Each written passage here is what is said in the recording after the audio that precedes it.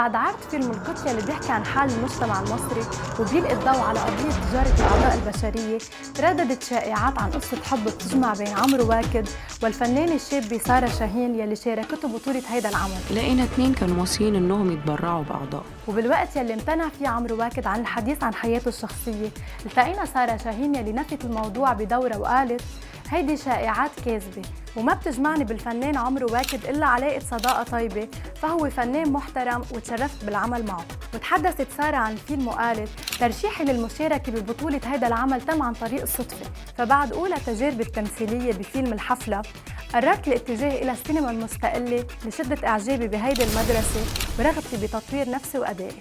لهيك زرت شركة ذات للإنتاج السينمائي قبل ما أعرف استعدادهم لتنفيذ فيلم القط، وكشفت لهم عن رغبتي بالتعاون معهم، وتفاجأت بترشيحي لتقديم أحد أدوار هذا العمل السينمائي الضخم. وأضافت سارة: الوقوف أمام النجم الكبير فاروق الفيشاوي حلم بيراود أي فنان، كما أني فرحت كتير بالعمل مع عمرو واكد، فأنا من أشد المعجبين بأعماله وبأدائه بقدرته على تقديم أدوار متنوعة.